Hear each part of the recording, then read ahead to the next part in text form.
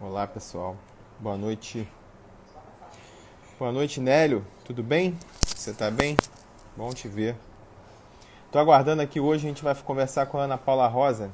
Ela é sócia do Rosa Salomão Advogados, superintendente jurídica da Acerj. O papo hoje vai ser sobre direito, questões tributárias, negociação, mediação de conflitos nesse período de pandemia. Importante para as empresas, importante também para todas as pessoas físicas, né, que tem que lidar aí com esse período complicado da pandemia. E a gente vai conversar com ela para ter algumas, né, ver se ela ajuda a gente a clarear, né, com as informações. Estou aqui tentando chamá-la. Oi, Oi, Ana. Rafael, tudo Boa bem? noite. Tudo Boa noite. bem? Tá me ouvindo bem? Tô muito bem, por sinal. Dizer que hoje eu tô em jornada dupla, tá? Porque a sessão da Câmara ainda não terminou e tá rolando ao mesmo tempo. Então a gente vai participar. Vamos todos participar cada um a sua colaboração, dizer E o que a gente tem aí, né? Das dores, né? De todos os seus ouvintes, os seus eleitores. Eu acho que essa é uma boa oportunidade para a gente dizer que a gente fez voz e vez aí na tua sessão. O que você acha? É uma boa. O pessoal está discutindo um projeto aqui urbanístico. Hoje se estendeu porque, infelizmente, teve um quebra-pau lá de vereadores. Aquela velha história, né? O Bolsonaro de um lado, a outra extrema do outro, e cria-se uma confusão e não se resolve muita coisa. É, Engraçado você falar nisso. Hoje a gente fez algumas divulgações a respeito da live, né? E falando, inclusive, questões relacionadas a direito do varejo, interesses de varejista. E algumas pessoas perguntaram se a pauta era pró-Bolsonaro. Engraçado como é que as coisas estão é, agora, né, alinhando para um norte de que varejo, negócio, empresário está bem vinculado a questões de bolsonaristas. Eu não sei se também exato. o fato da minha foto estava ali bem, né, num porte um pouco mais empresarial, talvez as pessoas tenham assimilado o superintendente jurídico da Associação de Supermercados com essa cara assim Sim. tão, né, tão propícia para, mas não. Na verdade, a nossa pauta hoje, eu acredito que a gente tem um bate-papo aqui um pouco mais leve, talvez com alguns nortes que algumas pessoas estejam esperando, né? Se possível for, a gente esclarecer aí o que a gente está acompanhando, e eu espero poder contribuir com vocês. Exato. E muita coisa dessa pauta vai servir justamente para aqueles comerciantes e os pequenos empresários, os microempresários, são aqueles que estão com maior dificuldade hoje, né? Estão querendo o norte, estão com dificuldade tremenda aí nesse momento tão difícil, pela linha de crédito que não sai, vários outros problemas com as despesas, né? E nada melhor do que conversar com uma advogada especialista em tributário, que conhece tudo aí de tributo, de imposto, de taxa, de contribuição, Ó, né? advogado que falar para você que conhece tudo, você foge, tá? Advogado não conhece tudo, as coisas mudam o tempo todo.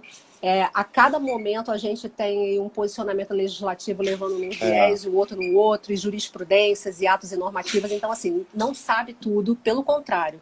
Advogado bom, advogado trabalha com bons parceiros, com bons técnicos, fazendo um trabalho em conjunto aí. E assim, eu sei um pouco mais relacionada à área do varejo e eu tenho acompanhado muito por interesse, né, dos clientes do meu escritório, pela associação a quem eu presto serviço.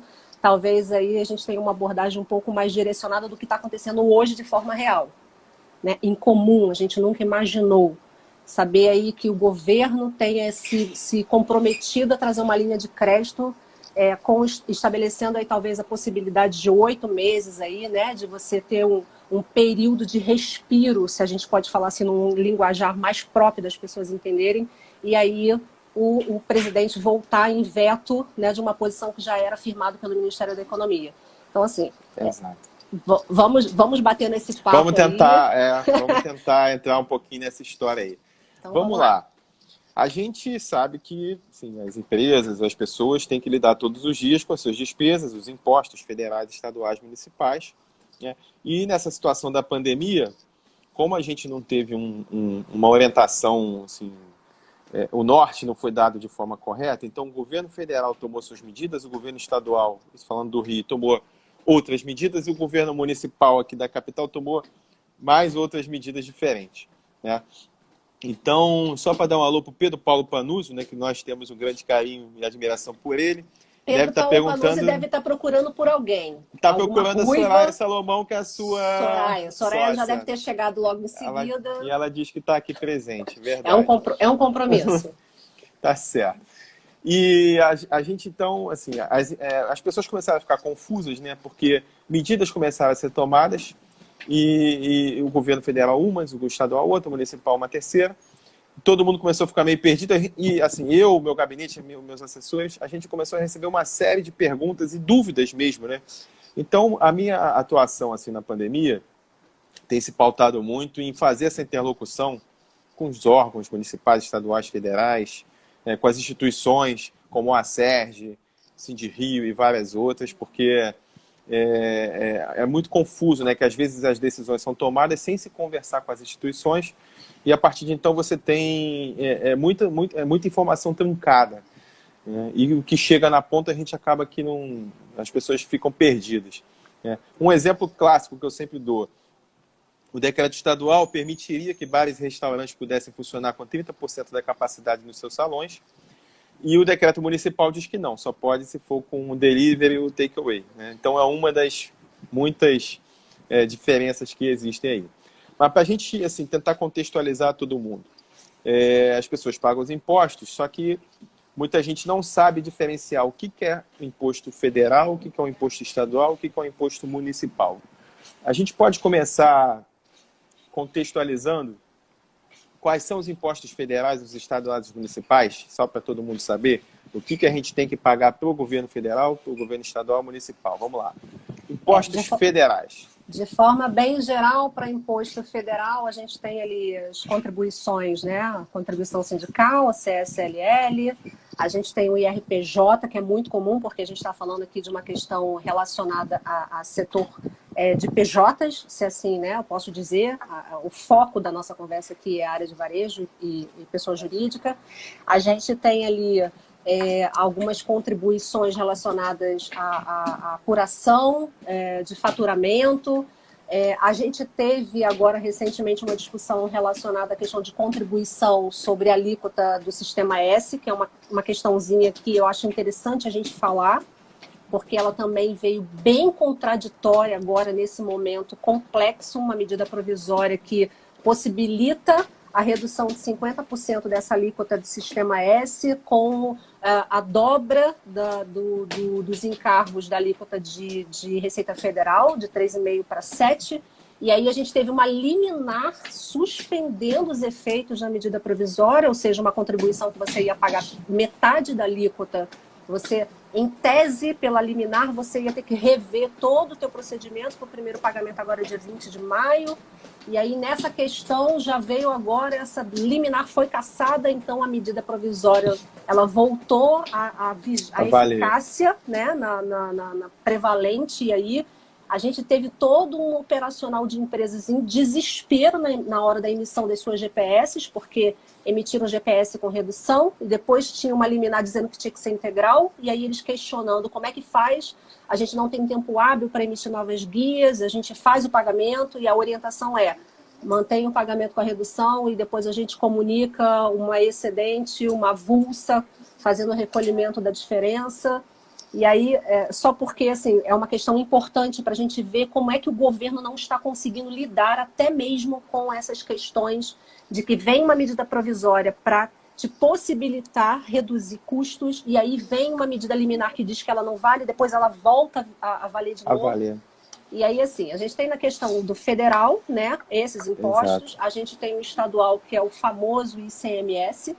A gente tem aí algumas taxas, tipo, né, o FIF, a gente tem a questão do FOT, a gente tem alguns encargos.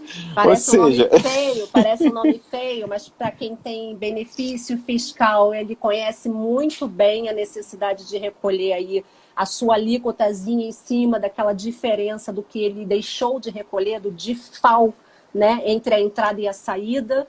A gente tem aí no âmbito IPVA, municipal né? a questão do IPVA no IPVA. estado também. Ah, sim, do estado, o IPVA. É porque o IPVA ele foi meio que deixado de lado. A nossa preocupação agora ficou muito em cima da questão do ICMS. Inclusive, teve uma lei estadual recente aí trazendo um benefício de isenção de ICMS, né, para importação. E é um assunto que a gente também pode falar aqui para as empresas que importam. Para a questão do municipal, né, o famoso IPTU, a gente tem aí a taxa de iluminação pública, a gente tem a TUAP, a gente... Tem a TLS da vigilância, né? A da vigilância, e aí o ISS, que está muito relacionado à categoria de varejo que eu atendo, e o ISS que, assim, com essas restrições, o município está deixando de ter o recebimento de contribuição de ISS de maneira muito significativa. A gente tem aí talvez uma redução, eu estou chutando, tá? E aí eu estou vindo como a visão de contribuinte. Talvez aí um pouco mais de 90% de redução, né, com relação à questão do ISS, eu não duvido muito. Tá? Porque a categoria essencial hoje, ela não trabalha com essa prestação de serviço tão ativa quanto os bares, restaurantes e, né, inclusive hotéis, e a gente tem outras categorias aí de trabalho que poderiam estar contribuindo no ISS de forma muito significativa. Certo. Deixa eu só dizer, como eu estou aqui ao mesmo tempo fazendo a jornada dupla, né, de vez em quando eu vou registrar o meu voto aqui na sessão. Então, deixa eu botar aqui o áudio. Presidente, só para registrar, Rafael, voto sim, tá?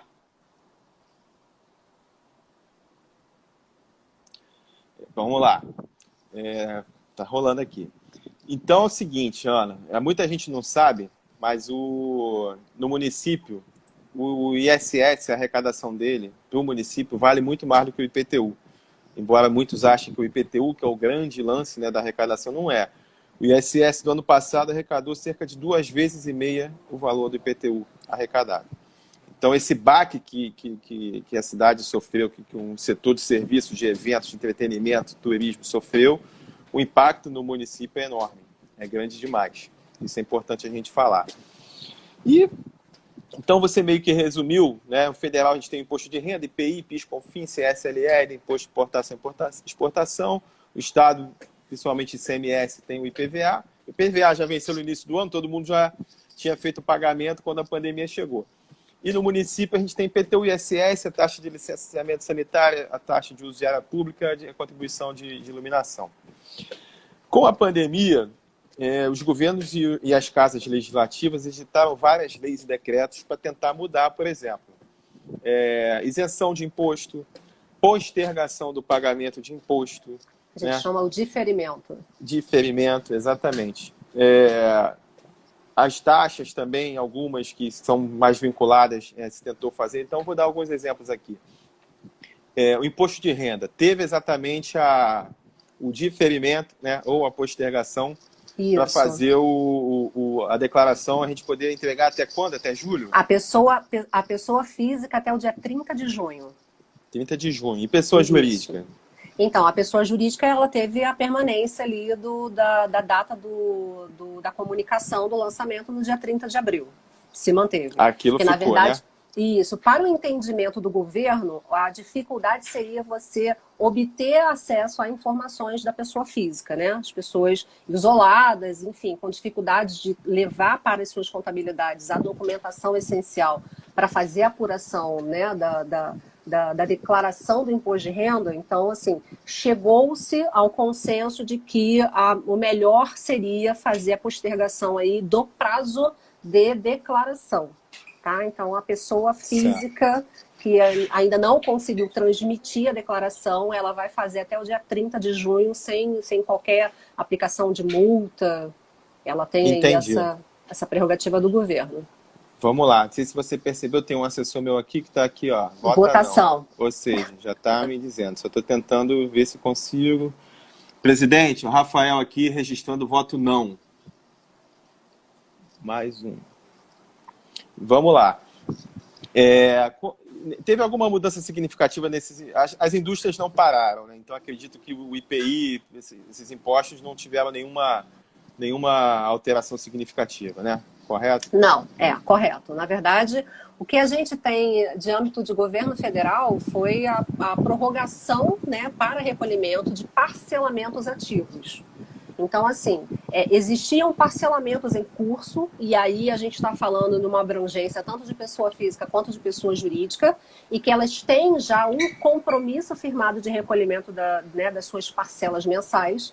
E aí, qual foi a posição do governo nesse momento? E aí, como você tem que fazer um tratamento isonômico, você não pode estabelecer que essa prorrogação para o recolhimento do parcelamento em vigência, ela vai se dar somente para os estabelecimentos que estão com as atividades suspensas. Não. Então, ela no tratamento isonômico, qual foi a possibilidade que ela deu? De extensão do recolhimento dessas parcelas ativas, né, as mensais. Então, eu tenho um parcelamento com vencimento em maio, ele me deu a prerrogativa de eu fazer esse pagamento mais para frente. Mais para o final do ano. Isso, só que aí então, tem uma pegadinha, né? Mais um segundo, então, antes de você falar a pegadinha. Tá. Presidente, Rafael, registro meu voto sim. A votação cheia de emendas, mas vamos lá. Fala aí das pegadinhas e dessa coisa de postergar esses parcelamentos, né? Inclusive até do Simples Nacional, né? Isso foram duas ações, uma lá no início, que foi o pagamento do mês mesmo, e a outra foi com relação ao parcelamento, não é isso? Exatamente. Dá uma clareada para todo mundo aí.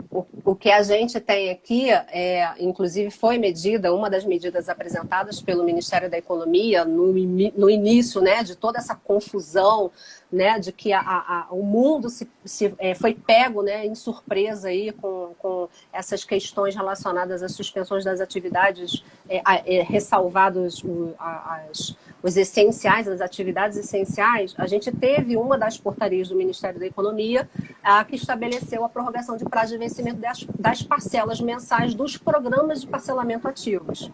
Então, a gente teve assim, parcelamento com vencimento para maio, ele foi postergado para agosto. Parcelamento em junho, ele foi postergado para outubro. Parcelamento em julho, ele foi postergado para dezembro. Ou seja, a diferença de dois, né? Agosto, outubro, dezembro. Exatamente. Ele foi parcelamento.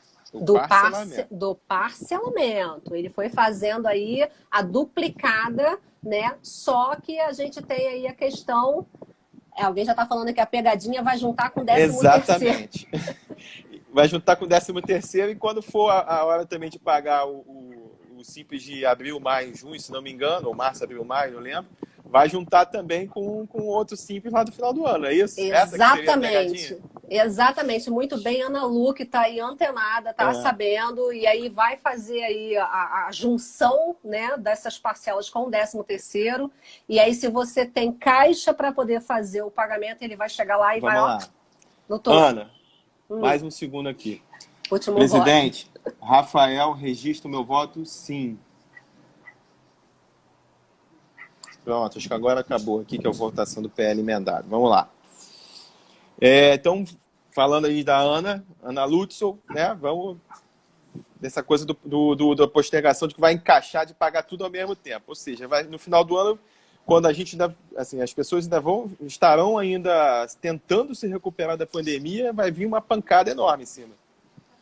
Se a gente levar em consideração que as suspensões e as restrições, né, relacionadas ao isolamento social, ela vai finalizar aí agosto, como é a previsão, né, do nosso governo de estado, que as atividades elas retornem, né, o fôlego em setembro, outubro já em tese estaria aí uma questão condicionada ao varejo já numa normalidade, no novo normal.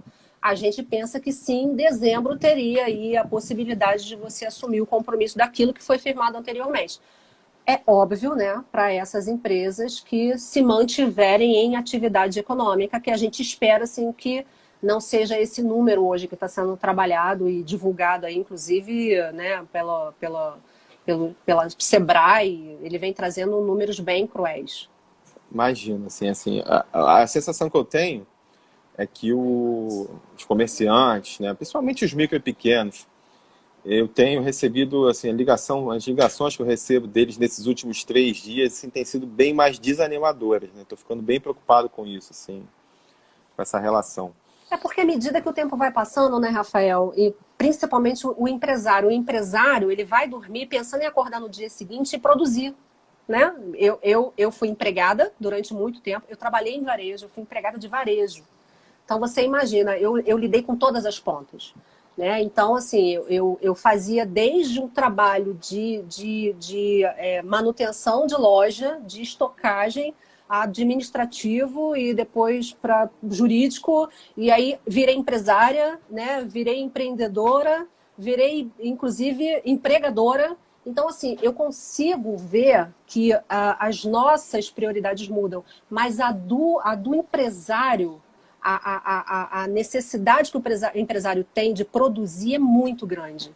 Então, ele dorme já pensando no dia seguinte o quanto ele tem que produzir para dar significativo à vida dele, para dar, né, para dar relevância à vida dele. Então, quando você tem um empresário que ele é impedido de gerir o seu negócio, ele é impedido de produzir, ele fica ali se vendo vulnerável, inclusive, na impossibilidade de cumprir o compromisso dele com os seus funcionários, né? Ele sabe que ele tem ali que gerir uma folha salarial e ele se vê na necessidade de dispensa, porque a gente tem um governo, na verdade, se pronunciando a trazer aí um respaldo econômico que não chega.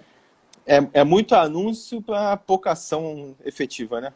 E a gente não está em período de eleição de governo federal. Exatamente. Né? Se a gente estivesse falando que todas essas prerrogativas estivessem vindo aqui do baixo remoto, mas não. A gente está falando que é uma premissa do de cima para baixo. A gente está falando do Ministério da Economia. É quem está lá com a conta na mão. Ele sabe efetivamente quem pode, quem tem condições de receber esse respaldo financeiro que não chega. Né? E essa questão fiscal aí vai ser muito grave, porque se você não consegue hoje atender à necessidade do empresário, porque o empresário, assim como o empregado, ele depende sim de um posicionamento real do governo do Estado, de firmar o compromisso e assumir o compromisso. Se você hoje não dá respaldo para o teu empresário, para ele manter o seu negócio ativo, esse negócio que vier a sucumbir, você está falando de várias famílias ali que vão deixar de ser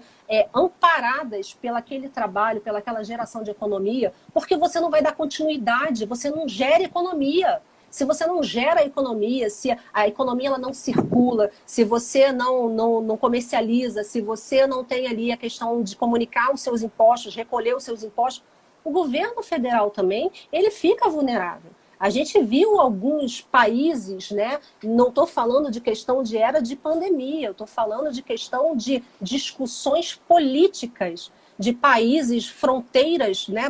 Países com nossas fronteiras que ficaram vulneráveis. Por quê? Porque eles não souberam lidar com a economia.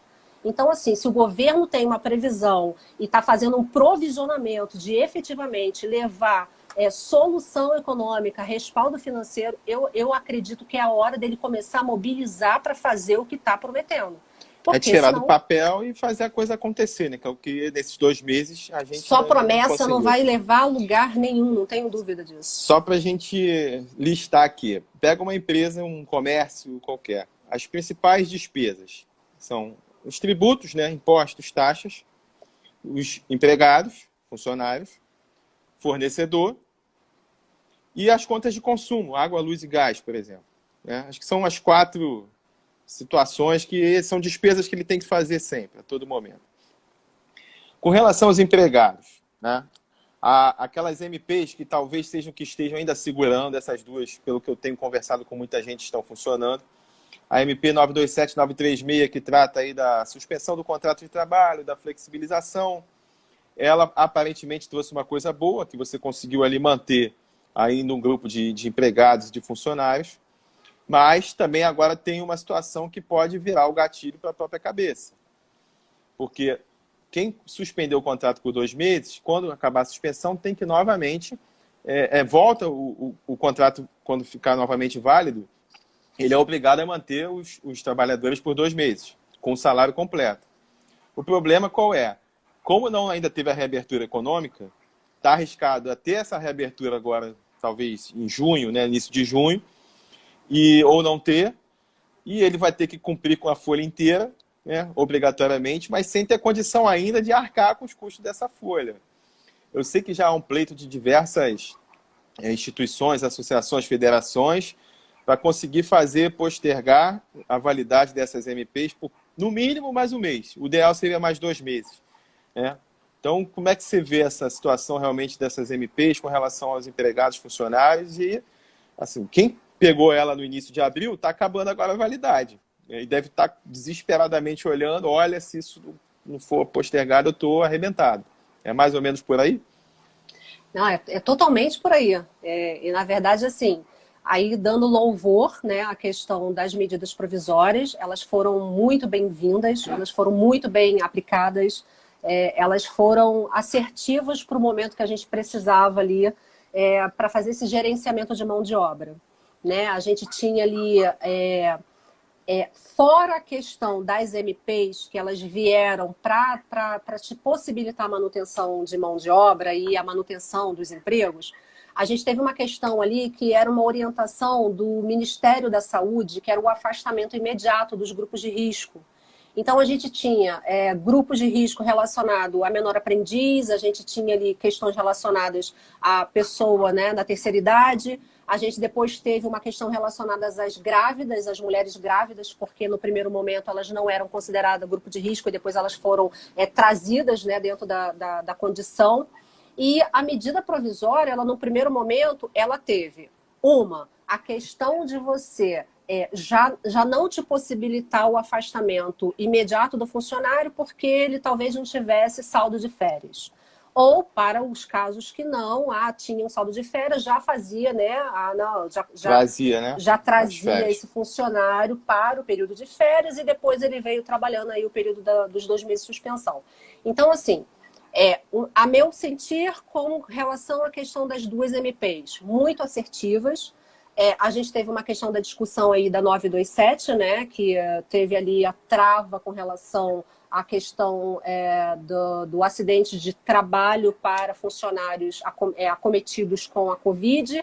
A gente teve uma outra questão também relacionada à fiscalização, né? Fiscalização de sindicatos. Então, assim, ainda é uma questão que está sendo discutida, né? E o que eu tenho de informação hoje, que é uma informação...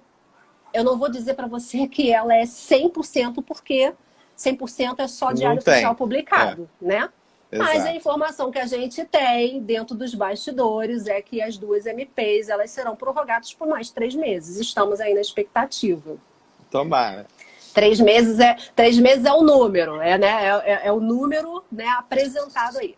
O que acontece? A discussão está muito em cima daquela questão relacionada a acidentes de trabalho para funcionários contaminados e acometidos pelo vírus e pela doença, né?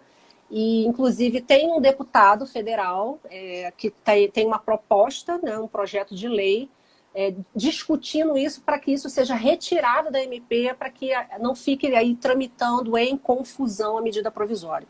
Então, assim, que é uma preocupação muito grande. Você imagina... Essa altura do campeonato, você ter uma medida provisória estabelecendo, ou até uma lei, que assim, essa é uma discussão que vai levar muito tempo, te impactando de imediato que você, se tiver um funcionário acometido pela doença, você vai ter que tratá-lo como se ele tivesse sido ocasionado por um acidente de trabalho. Então, a gente sabe que para a empresa isso é muito complexo, principalmente com relação à questão de afastamento, das indenizações, né? A gente tem casos de óbitos fato, né, para todas as áreas essenciais. Hoje, eu acredito que não tenha nenhum hoje profissional de área essencial que não tenha vindo a óbito por conta dessa doença, por conta, né, da pandemia. E aí a gente tem uma questão aqui relacionada também à possibilidade de você ter que trabalhar ali uma pensão vitalícia. Então, assim... Aí inviabiliza, né? O que a gente precisa agora é respeitar todas as ordens trazidas pelo Ministério da Saúde, pela Organização Mundial da Saúde, respeitar as orientações do sindicato, fazer as considerações dentro dos decretos, as questões de afastamento, a questão de disciplina com relação à entrada em lojas, aglomerações, respeito com relação à questão de uma pessoa só em supermercado fazendo as suas compras, evitar crianças em estabelecimentos comerciais, não tem necessidade de sair com criança. Então, tudo isso para minimizar a propagação, porque quando você leva a possibilidade de infectar um funcionário, você coloca a vida daquele funcionário, a vida da família daquele funcionário em risco, a vida daquele negócio. Por exemplo, a gente tem bares e restaurantes hoje tão limitados em funcionamento, necessitando aí da questão do delivery, e se você se vê com um funcionário de delivery, seu cozinheiro, imagina, eu tenho um negócio hoje, eu tive que fazer dispensa de todos os meus funcionários de frente, né? Os meus, como é que se fala? Os meus atendentes, né? Eu tive que fazer o afastamento, eu tive que fazer a dispensa e eu estou contando ali com dois cozinheiros. E aí esses dois cozinheiros, né, eles vêm a ser acometidos aí com a questão da doença e você não, como é que você faz a troca de um profissional que para você é essencial nesse momento de delivery, entendeu? Para fazer a continuidade restrita do seu negócio. Então, assim, a gente tem que flexibilizar, mas a gente também precisa respeitar que Sim. não é hora de propagar doença, porque até os negócios que estão impossibilitados hoje, que podem vir a voltar a funcionar, eles podem ficar impedidos por falta de mão de obra. Perfeito. Concorda? Perfeito. Toda a reabertura econômica tem que ser feita seguindo todos os protocolos e padrões sanitários de cuidado para que tudo E aí a gente tem uma boa bem, notícia. A gente tem uma boa notícia. Niterói publicou hoje um decreto possibilitando a reabertura de alguns estabelecimentos não essenciais, né? Por conta de quê? Por conta da verificação da redução lá, né, dos casos da doença, da propagação da doença. A prefeitura de Niterói verificou ali a possibilidade de fazer a reabertura, mas respeitando esses critérios. E aí apertou no critério. 3 meses de máscara, né, obrigatória, medição de temperatura, marcação do lado de fora, proibição de entrada e você tem que fazer ali a verificação exata de cada pessoa que entra. Você tem que estabelecer a quantidade de consumidor dentro do teu estabelecimento. Mas eu acho que a gente vai viver um momento aí mais ou menos nessa mesma via, né? Eu recebi um videozinho da Associação Brasileira de Shopping Centers, como é que eles vão qual é o protocolo deles, já que eles indicam para uma reabertura. Então é bem bacana ali você ver que realmente tem a preocupação e aquilo sendo colocado em prática, acho que vai viabilizar para que os shoppings reabram, tendo todos os cuidados. Acho que é por aí, né? As coisas vão ter que ser aos poucos e não tem jeito. Aí voltando ali para a questão, a gente falou dos empregados, como é que eles estão lidando. Com a questão dos tributos, a gente tem essa coisa de postergar alguns, isentar outros, diferimento, e deve ficar todo mundo embolado. O Simples, você já falou que eles jogaram para depois, né? E lá na frente vai embolar. Não sei se em algum momento o governo vai se ver obrigado novamente a fazer alguma medida provisória, ou fazer algum ato para que dilua todo esse... Empurra para frente para resolver depois. Exatamente. Empurra para frente para resolver depois e depois resolve empurrando mais para frente ainda e vai dividindo. É provável que seja por aí.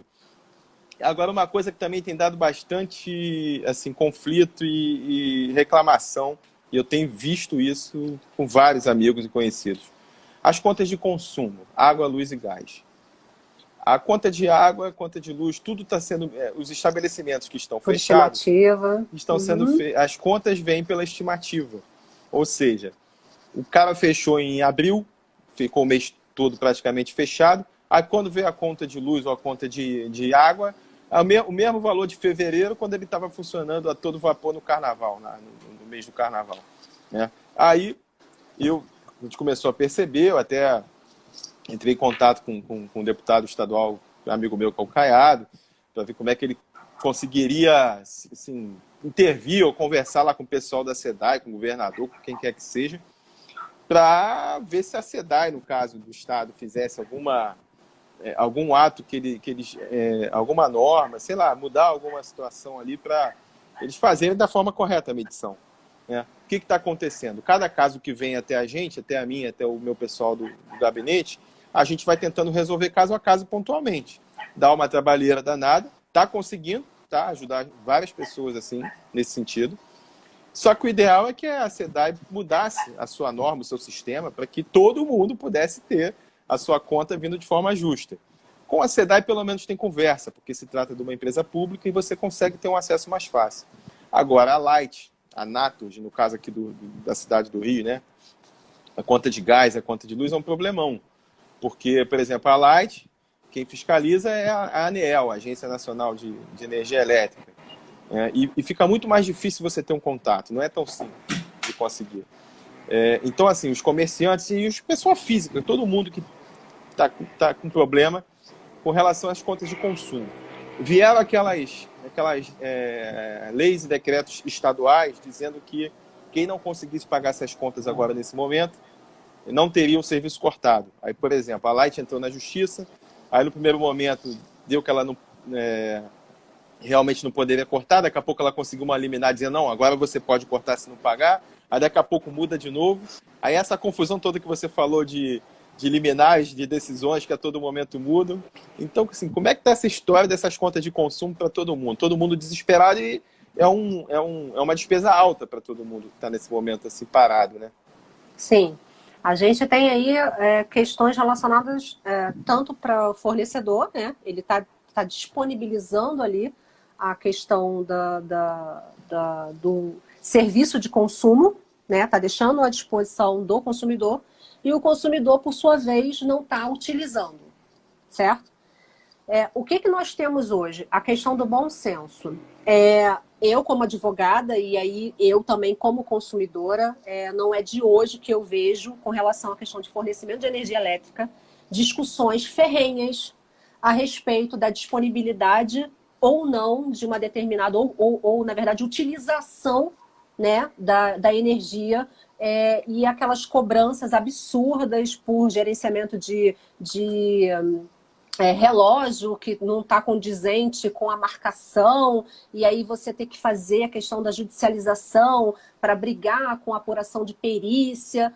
Não, eu acredito que todo mundo no mundo conhece alguém que em algum momento teve uma briga com a fornecedora de energia em razão dessas discussões com relação à cobrança desmedida do fornecimento. Das contas. Hoje, a gente tem uma outra questão que ainda é muito mais sensível a essa discussão. É o fato de que o serviço está sendo disponibilizado, mas ele não está sendo utilizado. Das duas, uma. Ou você vai comunicar à fornecedora de energia que você não tem interesse na continuidade no contrato, e aí você fica naquela condição de, se eu reabrir o meu negócio, como é que eu fico? Porque eu vou ter que reativar minha energia elétrica e eu já paguei uma multa pela suspensão daquele contrato. Mas, em contrapartida, você tem estabelecimentos hoje que estão ativos, com uma redução brusca com relação ao consumo da energia, e aí você tem a operadora fazendo ali a estimativa, ou pior, fazendo a manutenção do cargo de cobrança daquela conta com o mesmo valor que você estava em plena atividade 100% do teu negócio. Teve uma conhecida minha de uma academia que a conta dela veio mais cara agora do que a outra, do que quando estava funcionando plenamente. Depois a gente conversa, porque aqui eu não posso fazer nenhum tipo de proposta. Poder pode, não tem problema não. Sua amiga precisando de ajuda, diga para ela que ela parou no lugar certo. Tá certo. Vamos judicializar, não tem jeito. Quando você tem a possibilidade de mediar, negociar, conciliar com quem você consegue levar a sua reclamação, levar a sua dor, levar a sua proposta, facilita e muito. E, na verdade, a gente precisa disso agora. O judiciário, daqui a pouco, ele vai explodir. Vai explodir. Porque ele vai explodir, porque ele não vai ter condições de mediar todos os casos que serão apresentados, serão levados a juízo. Mas para as operadoras, que você não consegue, inclusive você tem, né, lá a questão da ANEEL, que vai fazer ali a verificação, a Anatel e todas as outras que são entidades que fazem aí esse ajuste entre consumidor e o fornecedor, Quando você fica impossibilitado e no momento que você precisa de uma coisa célere, você precisa de um posicionamento para hoje, para ontem. Você não pode ficar contando que você vai levar a tua reclamação para uma autarquia, que ela vai verificar. Não, a gente não tem tempo disso. A gente precisa respirar. Para respirar, a depender da questão, o que você precisa agora é: eu vou mediar o meu interesse de acordo em juízo, mandar de segurança, minimizar custo, pedir liminar, efeito imediato. Para quê? Para que ela se abstenha de te cobrar. Simples assim. Esse é o melhor caminho mesmo, né? Esse é o único caminho. Porque senão, o que acontece? Você fica... Alguém está pedindo aqui contato depois, você pode escrever aí teu contato do escritório, tá? Não tem problema nenhum não, pode escrever. Vou passar, tem uma equipe muito boa lá, tem uma equipe muito boa lá e eu também à disposição. O que você precisa agora é orientar, né, o empresário, orientar ali o estabelecimento para que ele possibilite suspender de forma imediata. Por quê? Porque ele tem a possibilidade de demonstrar em juízo que ele não tem condições econômicas e financeiras e, pior, ele não tem, a operadora não tem como justificar a cobrança.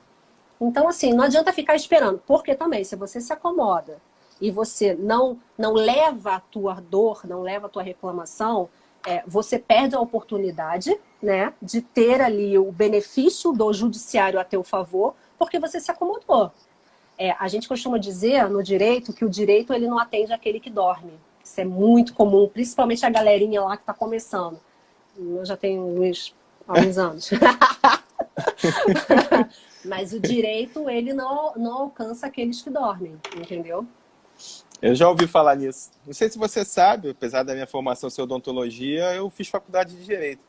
Mas assim, não terminei, você não precisava falar. Ficou faltando pouco. Mas aí depois veio essa coisa toda de política pra cá, pra lá, não consegui fechar, não.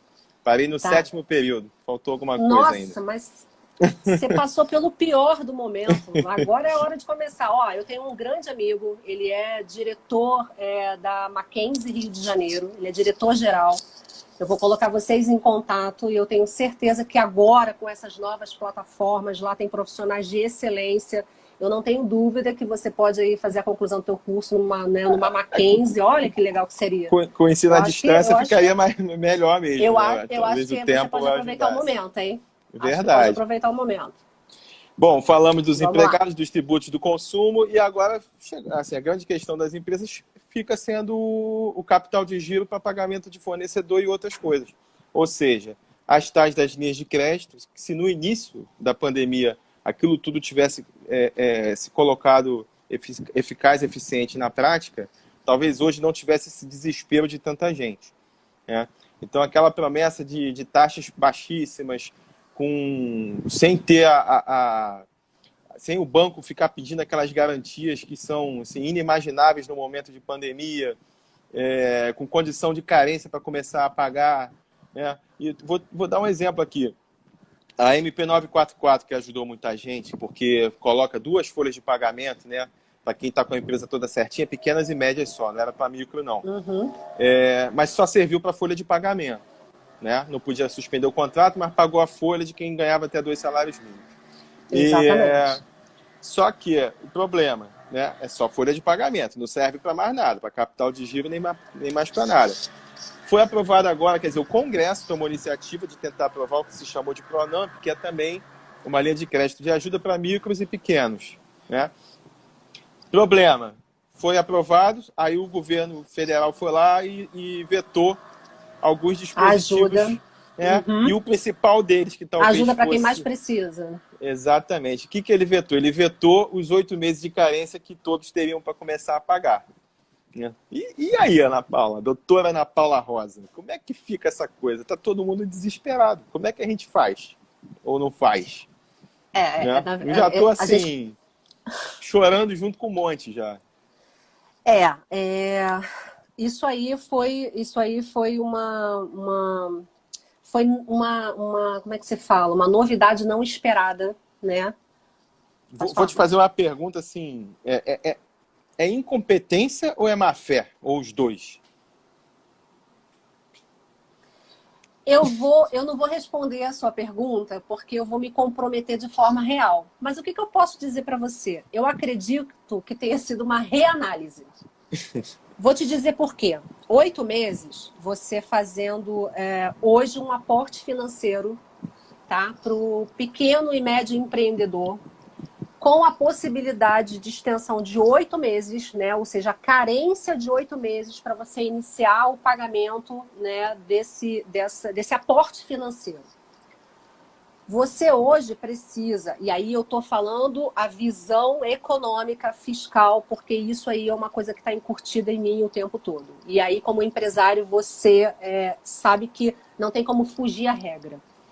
Se você não tem uma visão de negócio estabelecido daqui 8 meses como viável, se você não acredita que você injetando dinheiro naquele negócio hoje, daqui 8 meses, ele vai estar em plena atividade e economicamente saudável, você espera de forma real que ele tenha condição de devolver o pagamento desse aporte?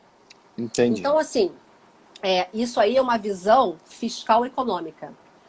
Mas se a gente levar em consideração que se essas empresas não tiverem um apoio real hoje, aí eu volto àquela conversinha lá do começo, se o governo não se comprometer de forma real e não assumir aquele compromisso que ele está estabelecendo com o micro e o pequeno empreendedor, eles vão sucumbir. E aí não adianta você esperar que a economia do país, ela seja saudável, nem daqui a 5 anos, não tem provisão para isso. O meu ponto é o seguinte, Ana, gastar o dinheiro para salvar hoje, pelo menos grande parte, vai sair ainda mais barato do que se deixar quebrar, se não der agora o aporte, e lá na frente depois vai ser muito mais caro, porque até retomar, aí não vai ter arrecadação, vai vir uma série de problemas que, assim, acho que vai ficar muito mais difícil.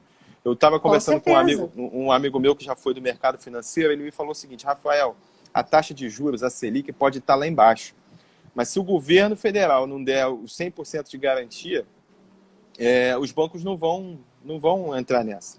Como a operacionalização se dá pelos bancos privados, os bancos estão fazendo propaganda bonitinha como se fosse todo mundo amigo do empreendedor, mas a verdade é que eles não vão. Se o governo não der a garantia de 100%, ele não entra na jogada, né? E pronto. E aí a gente volta a falar do compromisso do governo. O governo tem que se comprometer.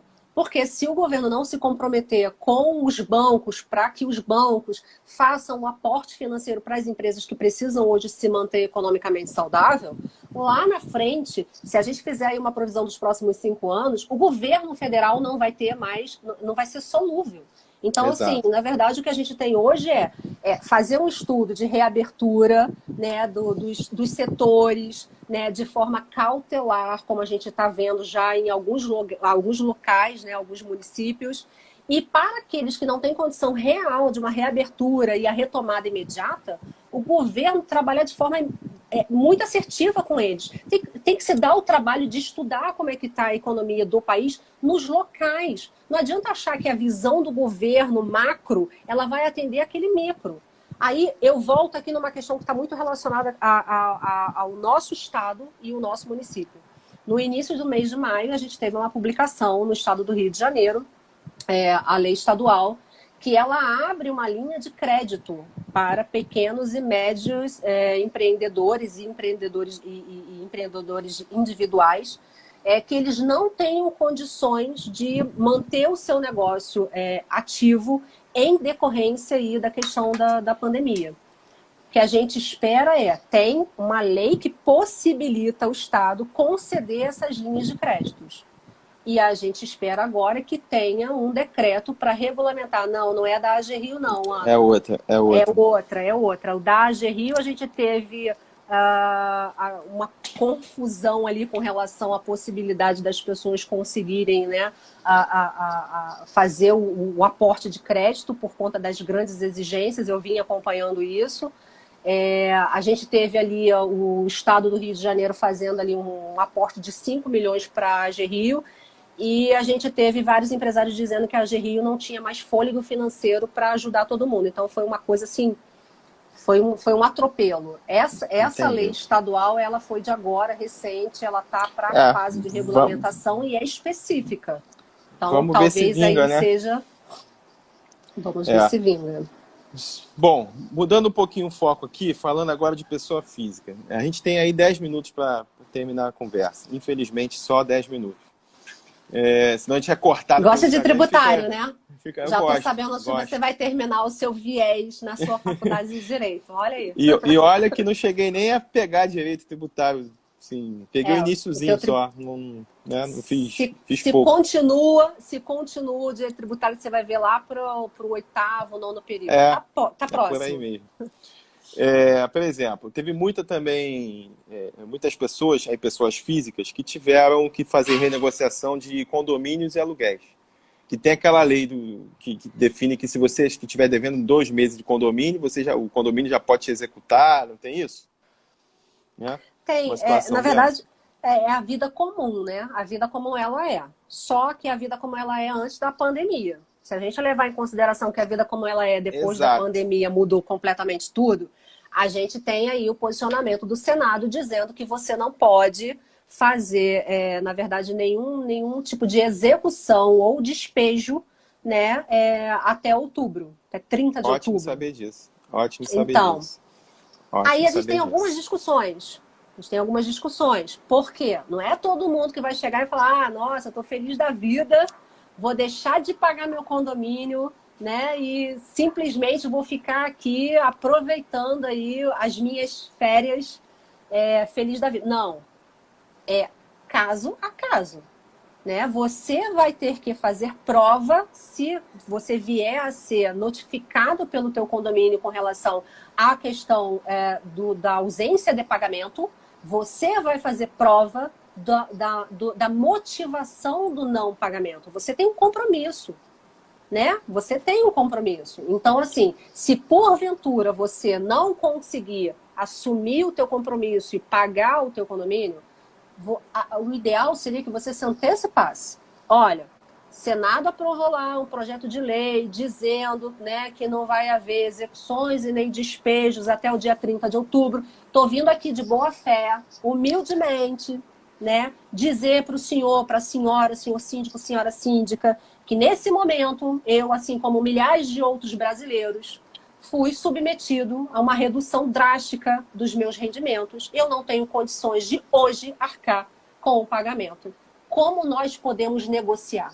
Vai abrir uma concessão, eu vou ter aí um respaldo de 2 meses, 3 meses, vamos esperar baixar o decreto com relação à questão da crise que se instalou no nosso estado, para que eu possa, retornando à minha atividade ou, né, me restabelecendo, ter condições de arcar. Porque você imagina hoje, até para um condômino que tem que fazer mudança.